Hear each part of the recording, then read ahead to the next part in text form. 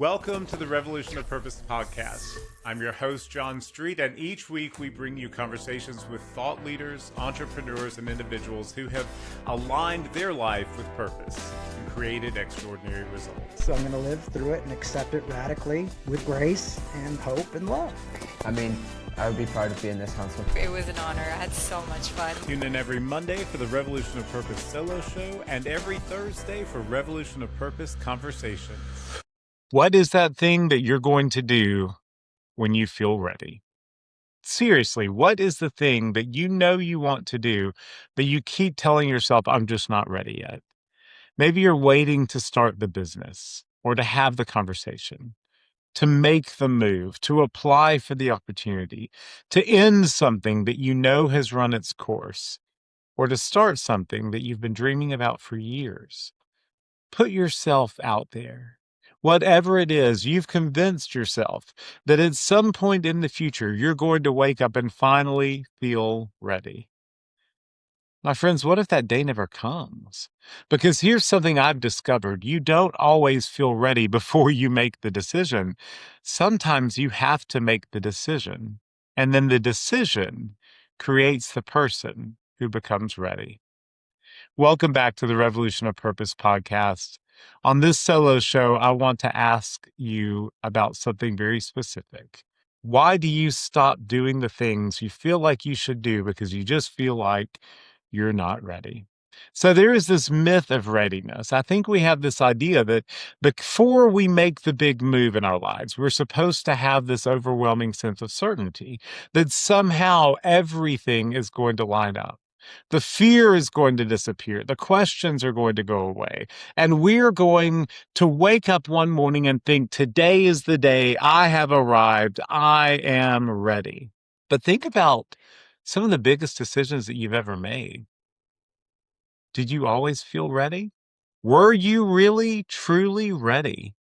Or did you make the decision and then you figured out how to become the person capable of living that? Because I think that's how transformation actually happens. We don't become courageous and then go do courageous things. We do courageous things. And through doing those things, we become courageous. We don't become confident and then step out into the opportunity. No, we step out into the opportunity. And by taking that step, the confidence develops. Because we discover, wow, we can really handle this. We don't always become ready and then move. Sometimes movement is the very thing that makes us ready. So what are you really waiting for? I want you to think about something right now. What are you waiting to feel ready for? And then ask yourself another question. What does ready actually mean to you? Does it mean that you're no longer afraid? Does it mean that you no longer have to know exactly how everything is going to work out? Maybe it means everyone or around you doesn't have to approve. Does it mean that there's no possibility of failure and then you know you're ready? Because if that's what you're waiting for, you're going to be waiting forever. There are things in my own life that I've stepped into without knowing exactly how they were going to turn out. And looking back, I can see something now that I could not see then. I wasn't supposed to have everything I needed before I started. Some of what I needed could only be developed through that journey. The confidence, the wisdom, the very relationships that brought it about, the resilience, the experience, even the clarity, those things weren't waiting for me at the starting line. They were waiting for me along the road. And sometimes we don't even fully discover who we are until we start moving. Let's take Oprah for an example. You know, today we know Oprah as one of the most successful and influential media personalities in the entire world. But early in her television career, Oprah was not yet, well, Oprah, not the Oprah that we know today. She was working in a small television studio in Baltimore, and she was struggling in that traditional anchor role. Eventually, she was removed from that evening broadcast.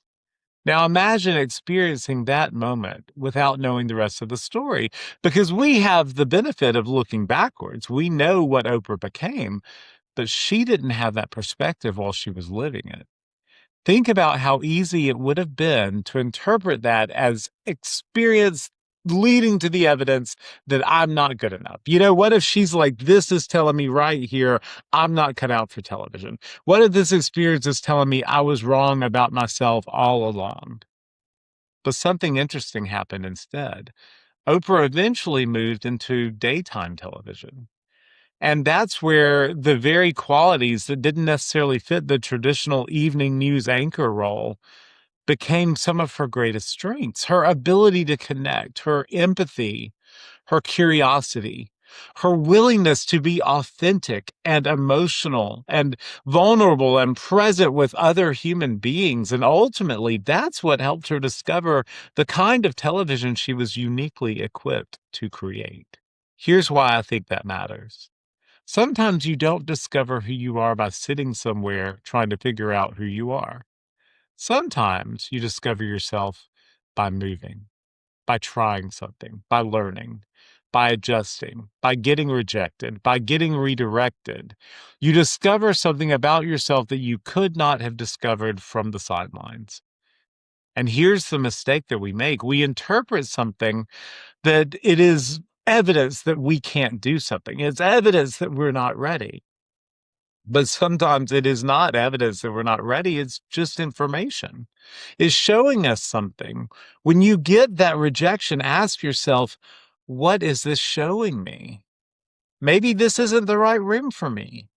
Maybe this isn't the right method for me. Maybe this isn't the right expression of my gift. But that does not necessarily mean that the gift is not there. That's why you've got to be willing to move, because clarity often comes through that movement. You take a step and you learn something. You take another step and you learn something else. And eventually you look around and you realize this journey wasn't just taking me somewhere. This journey was revealing me to myself. Identity comes before the evidence. And this is where identity enters this conversation. We talk so much about identity on this podcast. If you've listened, you've heard me say your identity creates your destiny. And most people want evidence before they're willing to change how they see themselves. And they'll say, when the business succeeds, then I'll be the entrepreneur. I'll believe in myself. Or when people start listening to me, then I'll believe that I have something worth saying. Or when I get the opportunity, I will believe I'm qualified. When I accomplish that goal, I'll finally believe I'm capable. But transformation works in the opposite direction. You have to begin becoming the person before the evidence completely supports it. And that's why one of the foundational ideas I teach is be it and you will see it. If you've heard me for a while, you've heard me say I'm not a fan of fake it till you make it. I don't believe in that, because I believe everything we do is an authentic expression of ourselves, and it is so sacred and so honest. There's nothing fake about it. So instead, I say be it and you will see it. You begin showing up as the person that you're becoming. You begin making decisions as that person. You begin speaking as that person, and you begin establishing the standards of that person. You start walking through doors as a whole different person. The identity of this a person who can accomplish your goals, and eventually your external reality begins catching up with the internal transformation that you've done. And here's something I really want you to hear is that the old version of you may never feel ready for the life that the new version of you is capable of creating. Think about that. You're asking your current identity for permission to step into something that requires a new identity. Of course it feels uncomfortable. My friends, of course there is uncertainty. Of course part of you says, what do you think you're doing? Who do you think you are? But maybe the better question is, who do you think you're becoming? Please pardon me while I interrupt your podcast episode with a quick message. If you're enjoying today's episode, can I ask you one small favor? If you're watching on YouTube, just please take a second to hit that little bell and subscribe to my channel. Hit the like button and share this. Share it with someone who needs some encouragement today. Also, if you're listening on your favorite podcast app, I need your help there too. I would be so grateful if you'd follow the show, leave a 5-star rating and review, and share this episode with a friend. These simple actions make a tremendous difference in the growth of this show. They help these conversations reach more people who are searching for hope, searching for purpose, searching for practical mindset tools that will transform their lives. And if you're looking for even more motivation, mindset strategies, and purpose-driven content, I would love to connect with you on social media. You can find me on Instagram, YouTube, and TikTok at John Street Official. Also, I'm on Facebook and LinkedIn. Just search for John Street. And then one last very important thing. If you've ever found yourself asking questions like, why am I here? Am I living my purpose? How do I get unstuck in life? How do I take my life to the next level? Then I would love to invite you to schedule a free clarity call with me.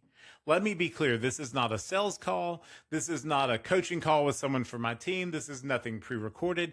This is a real one-on-one coaching conversation with me. And together we will explore where you are, where you want to go, and what may be standing in your way. My goal is simply to help you gain greater clarity, direction, and momentum in reaching your goals. To connect with me, to schedule your clarity call, or to learn more about the Revolution of Purpose coaching programs that I offer, please visit johnstreet.org or reach out to me on any of the social media platforms I mentioned. And now, let's get you back to today's episode. Because perhaps the person that you've been ready and has been waking up every morning and getting in your head about how you can't do something isn't quite ready yet, and that's okay. You're just not trying to stay that same person. You're trying to take a step into becoming someone different, into becoming the person that's living your goals.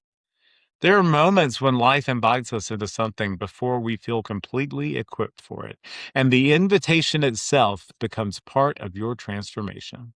There's another reason some people don't feel ready. And this one can be incredibly powerful because sometimes we've convinced ourselves that we're too late. Sometimes we've told ourselves we don't feel ready because we've missed it. We missed the boat. We've waited too long. We've gotten too old. Maybe you're listening to this and you're 40 years old. Maybe you're 50. Maybe you're 60. Maybe you're 70. Maybe you're looking around at people who started earlier and then they're doing something similar to what you're doing. And you're like, I should have done this years ago. I've missed my opportunity. How many of you get on social media right now and find every 25-year-old saying they're a multimillionaire in their Lamborghini and living in their homes in Dubai and the Swiss Alps? And you're like, how did I miss it? It's too late for me to reinvent myself. This dude with a washboard stomach and all these abs is telling me that he's so rich with AI, and all I know how to do with AI is ask ChatGPT what I should have for dinner. I just want you to know, if you feel like that's you and you feel like you have missed your boat, you have not. Think about Vera Wang for a moment. You know, Vera Wang is synonymous with bridal fashion. Her dresses are absolutely astounding. They're gorgeous. But she didn't spend her 20s building the Vera Wang bridal empire. You know, she was a competitive figure skater when she was younger. And then she built a successful career in fashion, including years working at Vogue and then later Ralph Lauren. And it wasn't until the age of 40 years old that she entered the bridal design and opened her own bridal boutique. She was 40. Now think about that through the lens of identity. At 39 years old, the identity the world would eventually associate with the name Vera Wang had not even emerged yet. That chapter was still ahead of her. And I want somebody listening to hear me today when I say this. You have no idea what chapter of your story you may still be standing in front of. We have created these imaginary timelines for ourselves. I should have figured this out by 25. I should have known this by 35. I should have accomplished this by 40. I should be financially at this point by 50. I should have found my purpose by now. According to whom? Who established this deadline for you becoming your goal achieved life? Maybe you aren't behind at all. Maybe you're just still becoming. Because everything you've lived through up to this point, the successes, the disappointments, the careers, the jobs, the relationships, the things that worked out and the things that failed spectacularly, those things have developed something in you that the next chapter requires. Vera Wang did not arrive at 40 empty-handed. She brought decades of experience with her. Her previous chapters weren't wasted simply because they weren't the final chapter, and neither are yours. That's why I don't want you to sit here think, I should have started 10 years ago. Maybe you should have, but you didn't. And unless somebody listening to this podcast has figured out time travel, you can't. You can't go back and do anything about that. All we have right now is today. So what can you do? Start today. There's that old adage, when is the best time to plant a tree? 10 years ago. When is the second best time to plant a tree? Today. 10 years from now, you don't want to be sitting there and saying, I wish I had planted that tree. You don't want to be saying, I wish I had started 10 years ago.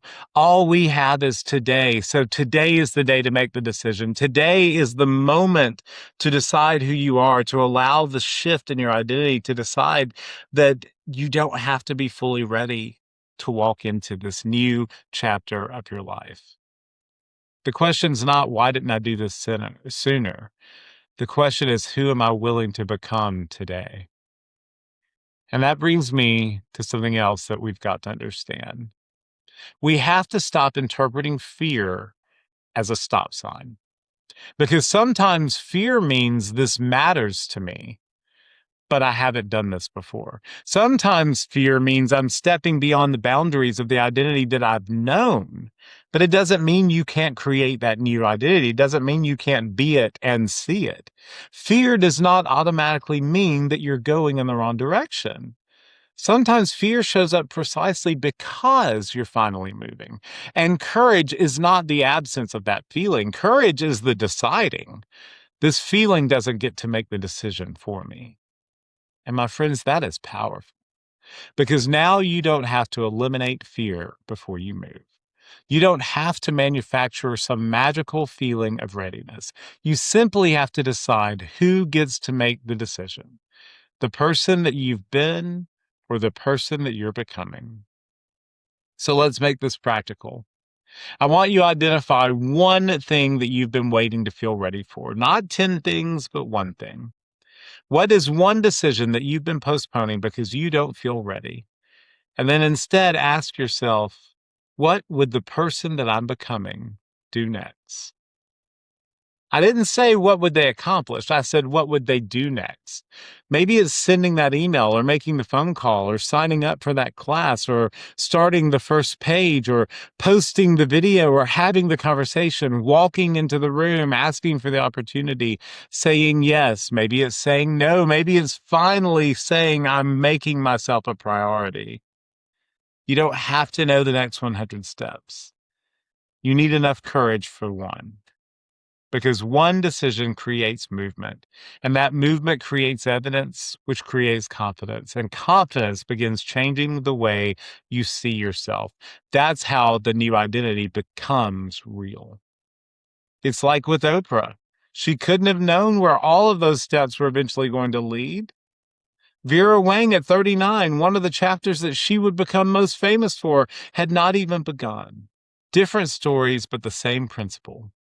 Stop waiting to feel ready. So here's what I want you to remember today.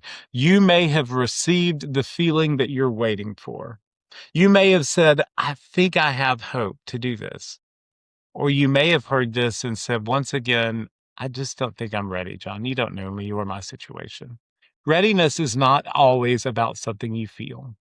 Sometimes readiness is something that you have to create within yourself, and you create it by moving. You create it by deciding. You create it by taking a step forward while your voice still shakes a little, by saying yes before you know exactly how it's going to happen, by trusting that the person you need to become will emerge through the process of becoming.